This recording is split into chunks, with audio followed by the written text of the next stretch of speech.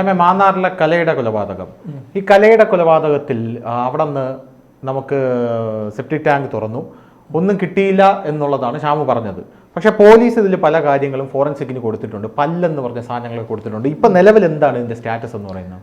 നിലവിൽ ഇത് FSL ലാബിലാണ്, തിരുവനന്തപുരത്തെ FSL ലാബിലുണ്ട്. അവിടെ നിന്ന് പല്ല് എന്ന് സംശയിക്കപ്പെടുന്ന വസ്തുക്കൾ അവർ കൊണ്ടുവന്ന് ഫോറൻസിക് സയൻസ് ലാബിൽ കൊടുത്തിട്ടുണ്ട്.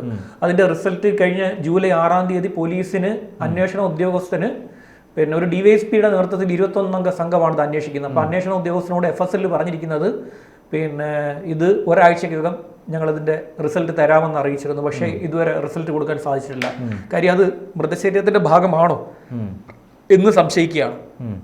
പിന്നീട് ഇത് അവിടെ ഇല്ലെങ്കിൽ ഇത് വേറെ എവിടെയോ കൊണ്ടുവന്ന് മറവ് ചെയ്തിട്ടുണ്ട് അദ്ദേഹത്തിന് നല്ല ഉറപ്പുണ്ട് ഈ കേസ് തെളിയില്ലെന്ന്. അനിലിന് നല്ല ഉറപ്പുണ്ട്. അതാണ് അന്ന് ആദ്യത്തെ ദിവസം തന്നെ ഈ സെപ്റ്റി ടാങ്ക് പൊളിച്ചപ്പോൾ തന്നെ മകനെ വിളിച്ചിട്ട് പറഞ്ഞല്ലോ അദ്ദേഹം, അവിടെ എങ്ങും അമ്മയെ ഞാൻ കൊലപ്പെടുത്തിയിട്ടില്ല, അങ്ങനെ നീ പേടിക്കേണ്ട എന്നൊക്കെ പറഞ്ഞല്ലോ. അപ്പൊ അത് പോലീസ് വളരെ സീരിയസ് ആയിട്ടാണ് ആ സ്റ്റേറ്റ്മെന്റിനെ എടുത്തിരിക്കുന്നത്. കാരണം അത് സെപ്റ്റി ടാങ്ക് പൊളിച്ചവരെടുത്തപ്പോൾ ഈ കെട്ടിടങ്ങളുടെ അവശിഷ്ടമൊക്കെ കണ്ടെത്തി. കെട്ടിടങ്ങളുടെ അവശിഷ്ടമൊക്കെ കണ്ടെത്തിയത് കൊണ്ട് പോലീസ് അതിനെ വളരെ സീരിയസ് ആയിട്ടാണ് എടുത്തിരിക്കുന്നത്. കാര്യം എന്ന് വെച്ചാൽ അവിടെ നിന്നും ഈ അസ്ഥികൂടം എടുത്ത് മറ്റെവിടെയെങ്കിലും കൊണ്ടുപോയി ഒളിപ്പിച്ചിരിക്കാം എന്നൊരു സംശയം. അവിടെ അസ്ഥികൂടം എടുത്തിട്ടോ? അസ്ഥികൂടം അങ്ങനെ എടുക്കാൻ സാധ്യതയുണ്ടോ? ഒറ്റയ്ക്ക് ആളെ കൊണ്ട് നടക്കില്ല. സെപ്റ്റിക് ടാങ്കിനകത്ത് വീണ മൃതദേഹം ജീർണിച്ചു പോകും, പിന്നീട് അസ്ഥികൂടം എടുത്ത് വേറൊരു സ്ഥലത്ത്. പോലീസ് അങ്ങനെയാണോ പറയുന്നത്? പോലീസിന് അങ്ങനെ സംശയമുണ്ട്, ഇയാൾ അവിടെ ഇട്ട ശേഷം അവിടെ നിന്ന് എടുത്ത് മാറ്റിയോന്ന്. കാര്യം ഇവരെ ആദ്യത്തെ തവണ ഈ ജിനു, പ്രമോദ്, സോമരാജൻ എന്നീ 3 പേരെ 6 ദിവസം പോലീസ് കസ്റ്റഡിയിലെടുത്തു. കസ്റ്റഡിയിലെടുത്ത ശേഷം അവരെ 6 ദിവസവും അവർ ചോദ്യം ചെയ്തു. എന്നിട്ട് അവർക്ക് കിട്ടിയില്ല. പിന്നീട് ജുഡീഷ്യൽ കസ്റ്റഡിയിലേക്ക് കൊടുത്ത് അവരെ ജില്ലാ ജയിലിൽ റിമാൻഡിലായി. പിന്നീട് ഇപ്പൊ കഴിഞ്ഞ 2 ആഴ്ചയ്ക്ക് മുമ്പ് 3 ദിവസം കൂടി കസ്റ്റഡിയിൽ വിട്ടു. ഈ 3 ദിവസവും ഇവരെ ചോദ്യം ചെയ്തു. എന്നിട്ടും ഇവരിൽ നിന്നൊന്നും കിട്ടുന്നില്ല. കാരണം എന്ന് വെച്ച് കഴിഞ്ഞാൽ ഈ 3 പേർക്കും ഈ പറയുന്ന ബോഡി എവിടെയാണ് ഡംപ് ചെയ്തതെന്ന് അറിയില്ല. അവര് പറയുന്നത് ആ സെപ്റ്റി ടാങ്കിൽ കൊണ്ടിട്ടു. എനിക്ക് തോന്നുന്നത് ഈ അനിൽ ഇവരോട് പറഞ്ഞു കൊടുത്ത മൊഴിയായിരിക്കും. അനിൽ ഇവരോട് പറഞ്ഞാണ് എവിടെ ഞാനിത് അവിടെ ഇട്ടിട്ടുണ്ട് എന്ന് പറഞ്ഞത്. ചിലപ്പോൾ ഇവരുടെ സഹായത്താൽ അവിടെ ഇട്ടും കാണും, ചിലപ്പോൾ സെപ്റ്റി ടാങ്കിൽ. അതിനുശേഷം ഇദ്ദേഹം എടുത്തു മാറ്റാനുള്ള സാധ്യത. പക്ഷെ അയാളെ കൊണ്ട് ഒറ്റയ്ക്ക് ഇത് നടക്കില്ല.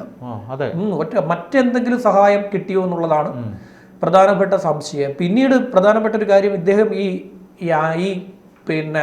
കല ഒളിച്ചോടി പോയി എന്ന് പറയുന്ന ആളെ പോലീസ് കണ്ടെത്തി. പാലക്കാടുള്ള പോലീസ് കണ്ടെത്തി. അപ്പൊ അദ്ദേഹം വേറെ വിവാഹമൊക്കെ കഴിച്ച് ജീവിക്കുകയാണ്. അദ്ദേഹത്തിന് ഇതുമായിട്ട് യാതൊരു ബന്ധവുമില്ല. കല മരിച്ചു എന്നുള്ളത് ഉറപ്പായിട്ട് പിന്നീട് 100%. അങ്ങനെയാണ്. അല്ലെങ്കിൽ ഇതിനോടകം തന്നെ അവര് പുറത്തു വന്നേനെയല്ലോ. പോലീസ് ഇപ്പൊ ഈ കേസിൽ കീഴടങ്ങിയ മട്ടാണോ?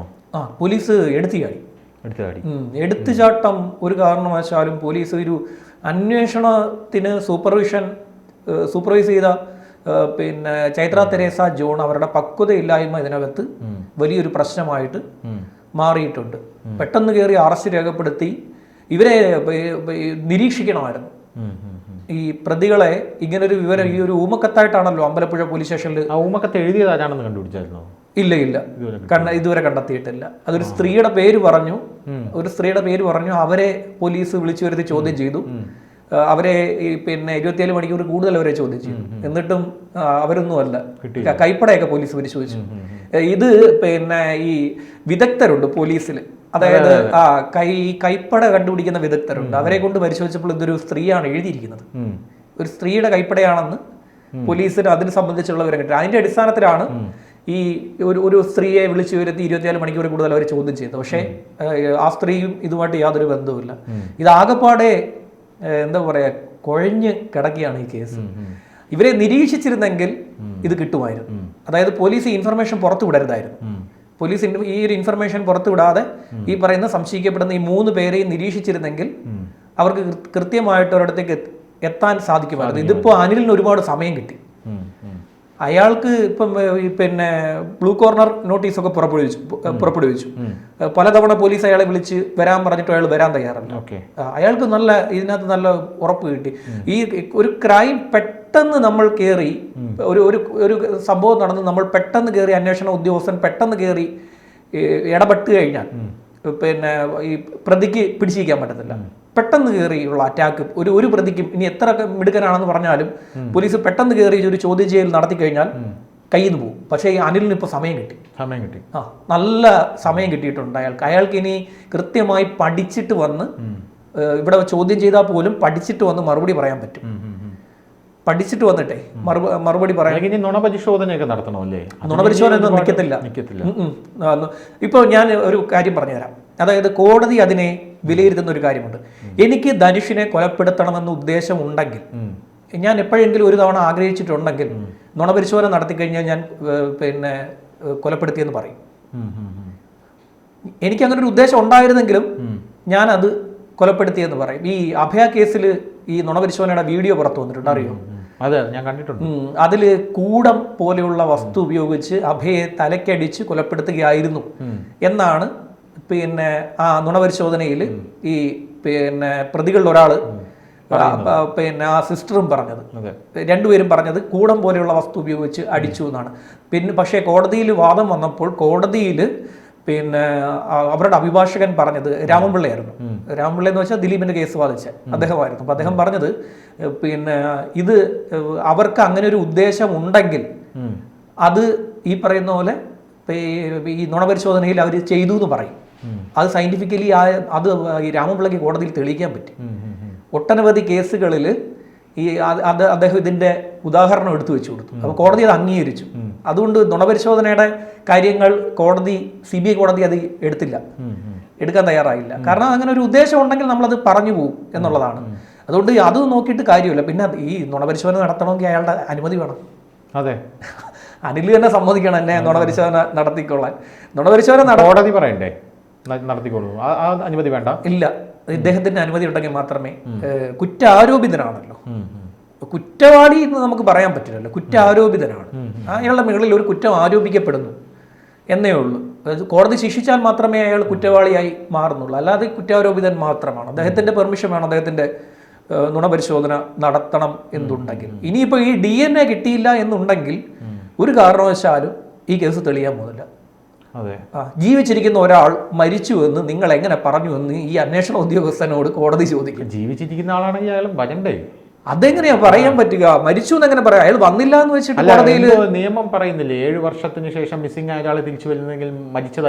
അത് അവരുടെ അത് വീട്ടുകാരുടെ വാദമുണ്ടെങ്കിൽ, അതായത് അവരുടെ ബന്ധുക്കാർ പറയുന്നു അങ്ങനെയുള്ള സംഭവങ്ങളുണ്ട്. അതായത് ഈ മർച്ചന്റ് നേവിയിലൊക്കെ പോയിട്ട് ഈ കടലിൽ വെച്ച് കാണാതായവരുണ്ട്. ഒട്ടനവധി മലയാളികളെ അങ്ങനെ കാണാതായിട്ടുണ്ട്, കപ്പലിൽ വെച്ച് കാണാതായിരുന്നു.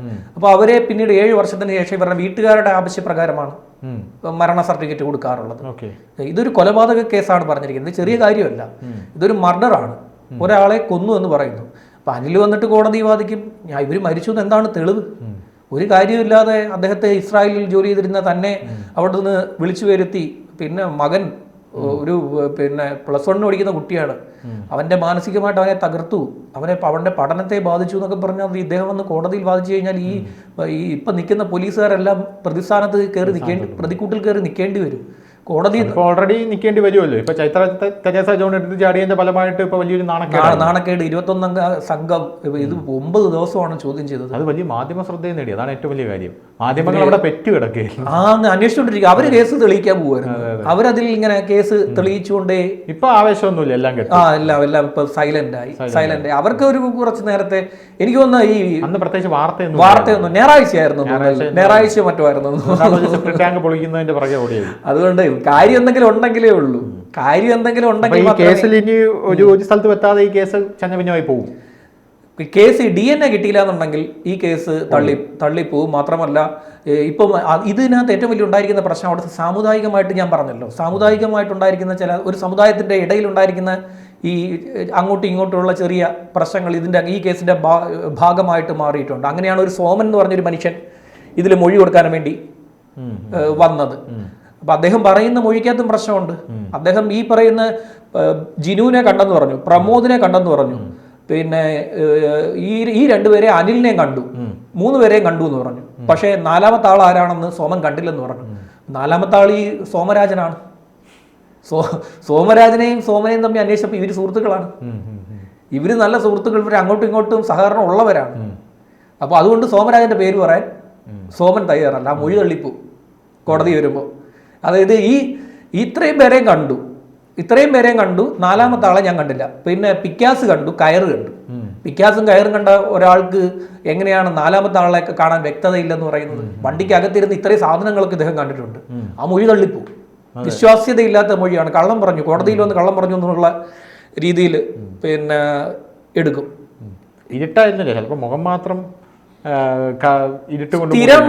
സ്ഥിരമായി ഇവരെല്ലാവരും ബന്ധുക്കാരാണ് ധനുഷേ. ഇവരെല്ലാം ബന്ധുക്കളും അടുത്തടുത്ത് താമസിക്കുന്നവരുമാണ്. എത്ര ഇരുട്ടെന്ന് പറഞ്ഞാലും ഈ പിക്കാസും കയറും ഒക്കെ കണ്ട സോമന് വർഷങ്ങളായി താൻ കണ്ടുകൊണ്ടിരിക്കുന്ന സോമരാജനെ കണ്ടില്ല എന്ന് എങ്ങനെ പറയാൻ പറ്റും? അത് പോയിന്റ്.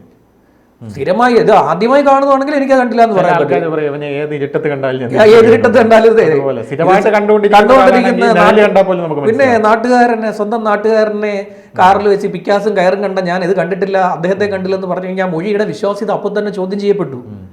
ആ മൊഴി കള്ളത്തരമാണ് കോടതിയിൽ വന്ന് ഇന്ന് പറയുന്നതെന്ന് കോടതി പറയും. അങ്ങനെ ഒരു പ്രധാനപ്പെട്ട കാര്യമുണ്ട്. ഇതിപ്പോ തെളിയിക്കണമെന്നുണ്ടെങ്കിൽ പിന്നെ എന്താ പറയാ, ഈ കല എന്തെങ്കിലും ഒരു സാധനം ബാക്കി വെക്കണം. ആ സ്ത്രീ എന്തെങ്കിലും ഒരു കാര്യം, തൻ്റെ മരണത്തെക്കുറിച്ച് തെളിയിക്കുന്ന എന്തെങ്കിലും ഒരു കാര്യം ആ സ്ത്രീ ബാക്കി വെച്ചാൽ മാത്രമേ പറയാൻ പറ്റുകയുള്ളൂ. ഇപ്പോൾ ആ സ്ത്രീയുടെ ബോഡി പോലും എവിടെയാണെന്ന് അറിയാൻ പറ്റുന്നില്ല. ഞാൻ ധനുഷിനോട് പറഞ്ഞില്ല, ഈ പിന്നെ പോസ്റ്റ്മോർട്ടം എന്ന് പറയുന്നത് മരിച്ച ആളുടെ മൊഴിയാണ്, അവസാനത്തെ മൊഴിയാണ് അയാളുടെ പോസ്റ്റ്മോർട്ടം എന്ന് പറയുന്നത്. അപ്പൊ അതുപോലും ബാക്കി വെച്ചിട്ടില്ല കലയുടെ ബോഡി പോലും ബാക്കി വെച്ചിട്ടില്ല, ആ മൊഴി പോലും കൊടുക്കാൻ. പോസ്റ്റ്മോർട്ടം എന്ന് പറയുന്നത് മരിച്ച പ്രേതം ഡോക്ടറോട് പറയുന്ന തന്റെ മരണകാരണത്തെ കുറിച്ച് പറയുന്ന പിന്നെ കാര്യമാണ് പോസ്റ്റ്മോർട്ടം എന്ന് പറയുന്നത്. ആ ഒരു കാര്യം പോലും ബാക്കി വെക്കാതാണ് ബോഡി കിട്ടിയിട്ടില്ല. ആ സ്ത്രീ എവിടെയോ എന്താ പറയാ, ഈ മാഞ്ഞു പോവാന്നൊക്കെ പറയില്ലേ. പക്ഷെ ഈ സമൂഹത്തിന്റെ ഇത് ഒന്ന് ആലോചിച്ച് നോക്ക്, ആ കുടുംബമാണ് ഒരു പരിധി വരെ എൻ്റെ ഉത്തരവാദി. ഒരു സ്ത്രീ ഒളിച്ചോടി പോയി എന്ന് പറഞ്ഞു കഴിഞ്ഞാൽ ഉടനെ അതങ്ങ് വിശ്വസിക്കുക. മറ്റൊരാളുടെ കൂടെ ഒളിച്ചോടി പോയി എന്ന് പറഞ്ഞ് 15 വർഷം അവരെ അന്വേഷിക്കാതിരിക്കുക. ആ കുട്ടിയുടെ അച്ഛൻ മരിച്ചിട്ട് ആ കുട്ടി വന്നിട്ടില്ല. ഇതൊന്നും അറിയാതെ ഒരു 15 കൊല്ലം. എന്ത് മനുഷ്യരാണ് ഇവരൊക്കെ? ഒന്ന് അന്വേഷിക്കേണ്ടേ? സ്വന്തം രക്തമല്ലേ? ആ സഹോദരൻ എന്ന് പറയുന്ന ആൾ ഇപ്പൊ കടന്ന് ഉറഞ്ഞു തുള്ളുന്നുണ്ട് മീഡിയക്കകത്ത് കിടന്ന്. നല്ല ചോദ്യം ചെയ്യണം, പുള്ളിയെ കൊണ്ട് നല്ല രീതിയിൽ ചോദ്യം ചെയ്യണം. ഉത്തരവാദിത്വം ഉണ്ടോ എന്നുള്ളത് കാര്യമായി ചോദ്യം ചെയ്യണം. എല്ലാവരും അവസാനമായിട്ട് ഒരു കാര്യം കൂടെ പറയാൻ അവസാനം, പോലീസ് ഈ കേസിൽ എടുത്ത് ചാടരുതായിരുന്നു. അത് തന്നെ നമുക്ക് ഇപ്പോഴും പറയാനുള്ളത്. എപ്പോഴും പറയാനുള്ളത് അന്നേ പറഞ്ഞു എടുത്ത് ചാടരുതായിരുന്നു. പോലീസ് ചാടിയ മീഡിയ കൂടെ ചാടാൻ കാണും, പക്ഷെ വീഴുമ്പോ മീഡിയ വീഴില്ല. മീഡിയ വീഴത്തുമില്ല, മീഡിയ പോലീസിനെ അടുത്ത് കൈകാര്യം ചെയ്യും. ഇതേ മീഡിയ പോലീസ് അലംഭാവം കാണിച്ചു എന്ന് പറഞ്ഞു വരുത്തി. ഇവിടെ ഒരു സംഭവം ഉണ്ടായി, അതുകൂടെ പറഞ്ഞ് നമുക്ക് അവസാനിപ്പിക്കാം. ഇവിടെ പിന്നെ ഒരു എനിക്ക് തോന്നുന്നു കരമനയാണെന്ന് തോന്നുന്നു, കരമനയിലാണ് നടന്നതെന്നാണ് എൻ്റെ ഓർമ്മ. എന്താ സംഭവം? അതായത് പിന്നെ കൂടത്തായി കേസ് പോലെ ഒരു സംഭവം ഉണ്ടായി. ഒരു കുടുംബത്തിലെ ചെയിൻ പോലെ കുറെ പേര് മരണപ്പെട്ടു. എന്നിട്ട് കാര്യസ്ഥന്റെ പേരിൽ അവസാനം മരിച്ച ആള് പിന്നെ ഇഷ്ടദാനം എഴുതി കൊടുത്തിരിക്കുകയാണ് കാര്യസ്ഥന്റെ പേരിൽ. കാര്യസ്ഥന്റെ പേരിൽ വീട് കാര്യസ്ഥൻ തന്നെ ആളെന്ന് വിചാരിച്ച് കാര്യസ്ഥനെ പിടിച്ചുകൊണ്ടുപോയി പോലീസ്. തെളിഞ്ഞില്ല, അയാളെ വെറുതെ വിട്ട്. സ്വത്ത് മൊത്തം ഇവിടെ പിന്നെ ഒരു തറവാട്, ഒരു വലിയ തറവാടാണ്. അവിടുത്തെ ഈ ചെയിൻ പോലെ ആൾക്കാരെല്ലാം മരണപ്പെട്ടു. സംശയാസ്പദമാണ് എല്ലാം മരണം. ഡിജിറ്റൽ യുഗമായതുകൊണ്ട് ഇവർക്ക് ഈ ഒരാളെ കൊല്ലണമെങ്കിൽ ഈസി ആയിട്ട് ഗൂഗിളിൽ അടിച്ചു നോക്കിയോ അല്ലെങ്കിൽ അതുപോലത്തെ പുസ്തകങ്ങൾ ഇവിടെ കിട്ടുമെന്ന് അന്വേഷിച്ച് പിടിച്ച് വായിക്കുകയോ അങ്ങനെയൊക്കെ. ഈ ക്രൈം നടത്താൻ വേണ്ടി ഇപ്പോൾ 1-2 വർഷം എന്താണ് പണിയെടുത്ത് ചെയ്യുന്ന ആൾക്കാരുണ്ട്. പോലീസിന് പിടിയേ കിട്ടരുതെന്ന് വിചാരിച്ച്. അത് പിന്നെ ഇവിടെ ഒരു കുട്ടി മരിച്ചിട്ട് ഉപ്പിട്ട് വെച്ചു. എവിടെയാണ്? ഇവിടെ നമ്മുടെ ബോർഡറാ, പാറശാലയ്ക്ക് അടുത്താണ്, തമിഴ്നാട് തിരുവനന്തപുരം ബോർഡർ. തിരുവനന്തപുരം ബോർഡറിലാണ് ഈ സംഭവം ഉണ്ടായത്. സ്ഥലത്തിന്റെ പേര് മറ്റേ ഉരുൾപൊട്ടലൊക്കെ ഉണ്ടായ സ്ഥലം, പണ്ട് ഉരുൾപൊട്ടലൊക്കെ, അത് പോട്ടെ. അപ്പൊ അദ്ദേഹത്തിന്റെ ഈ പിന്നെ ഇത് ചെയ്തു. ഒരു കുട്ടി ഒരു പട്ടാളക്കാരനാണ്. അപ്പൊ അദ്ദേഹത്തിന്റെ ഈ പെൺകുട്ടിയും ഇയാളും തമ്മിൽ പ്രേമത്തിലായിരുന്നു, ഭയങ്കര പ്രേമത്തിലായിരുന്നു. അപ്പൊ ഈ പെൺകുട്ടി ഒരു കാരണവശാലും ഇയാളെ വിട്ടുപോകാൻ തയ്യാറല്ല. അപ്പൊ ഇയാളുടെ വിവാഹം ഉറപ്പിച്ചു. പിന്നെ വേറൊരു മാർഗവുമില്ല. ഈ പെൺകുട്ടിയെ ഇദ്ദേഹത്തിന്റെ സഹോദരനും സുഹൃത്തും കൂടെ ചേർന്ന് കൊന്നിട്ട് ഈ കുട്ടിയെ കാറിൽ വെച്ച് കഴുത്ത് ഞെരുക്കി കൊന്നിട്ട് ഇവരുടെ വീട്ടിന്റെ പറമ്പിൽ തന്നെ കുഴിച്ചിട്ടു. എന്നിട്ട് ഉപ്പ് വാരി കുഴിച്ചിട്ടു. കാര്യം എന്ന് വെച്ചാൽ പെട്ടെന്ന് ജീർണിച്ചു പോകാൻ വേണ്ടിയിട്ട്. അപ്പോൾ ഇത് നെറ്റ് വഴിയാണ് കണ്ടുപിടിച്ചു ഉപ്പാരി. എന്നിട്ട് ഇത് കുഴി മൂടിക്കഴിഞ്ഞു. കുഴി മൂടി വെച്ച് പോലീസ് കണ്ടുപിടിച്ചു. അവസാനം ഈ കുട്ടിയുടെ അവസാനം വിളിച്ച ആരാണെന്നൊക്കെ കണ്ടെത്തിയിട്ട് പിന്നെ ഇത് ചെയ്തു. ഈ പ്രതികളെ പിടികൂടി. ഇവന്മാരുടെ പ്ലാൻ കേട്ട് പോലീസ് ഞെട്ടിപ്പോയി. ഇവന്മാരുടെ പ്ലാൻ എന്തുവായിരുന്നു അറിയാമോ? അതായത് ഇവളെ ഈ കുട്ടിയെ വിളിച്ചു വരുത്തി കാമുകനും കാമുകിയും കൂടെ പിന്നെ റൂമിനുള്ളിൽ കയറും. എന്നിട്ട് ഇവളെ എടുത്ത് തൂക്കും. എങ്ങനെ ഹാങ് ചെയ്യും. ബലപ്രയോഗത്തിലൂടെ ഇവളെ എടുത്ത് തൂക്കും. കാമുകരും പിന്നെ കൂടെ തൂങ്ങും. കൂടെ തൂങ്ങുന്നത് വെച്ച് കഴിഞ്ഞാൽ കഥ അടച്ചിട്ട് രണ്ടുപേരും കൂട്ടാത്മഹത്യ ചെയ്യാൻ പോകുന്നു. അതെ അതെ അതെ അതെ അതെ അതായത് കാമുകിയും കാമുകരും കൂടെ ആത്മഹത്യക്ക് ശ്രമിച്ചു. കാമുകി മരിച്ചു എന്ന് വരുത്തി വെക്കാനാണ്. കഥകു അടച്ചിട്ട് കൂട്ടുകാരെന്തോന്ന് വെച്ച് കഴിഞ്ഞാൽ ഇത് ചവിട്ടി പൊളിച്ച് ഇവനെ രക്ഷിക്കും. മറ്റോള് മരിക്കുകയും ചെയ്യും. രണ്ടുപേരെ ഹോസ്റ്റലിൽ കൊണ്ടുപോകുമ്പോൾ അവള് മരിച്ചു, ഇദ്ദേഹം ആത്മഹത്യക്ക് അതായിരുന്നു ഇവരുടെ പ്ലാൻ അതായിരുന്നു. പക്ഷെ അത് തെറ്റിപ്പോയി. അത് ഈ കൂടെ നിന്നവൻ പിന്നെ അത് എടുത്തിയാടി കയറി അല്ലല്ല കാറിൽ വെച്ച് തന്നെ തർക്കമായി. ഈ ഇവളെ കൊണ്ടുവന്ന് ഈ പ്ലാനിലേക്ക് കൊണ്ടുവരാനായിരുന്നു ഉദ്ദേശിച്ചത്. പക്ഷേ കഥവ് ചവിട്ടിപ്പൊളിച്ച് എല്ലാരും പുറത്തെടുത്ത് ആശുപത്രിയിലേക്ക് പോകുമ്പോഴാണോ? അല്ലല്ല, ഇത് കൂട്ടിക്കൊണ്ട് വന്നപ്പോ തന്നെ കാറിൽ വെച്ച് തർക്കമായി. കാറിൽ വെച്ച് തർക്കത്തിലിരിക്കെ കൊലപ്പെടുത്തി കളഞ്ഞു ഈ പെൺകുട്ടിയെ. കാറിൽ വെച്ച് തന്നെ കൊലപ്പെടുത്തി. കഴുത്ത് ഞെരുക്കി ഷോൾ വെച്ച് കഴുത്ത് ഞെരുക്കി കൊന്നു കളഞ്ഞു.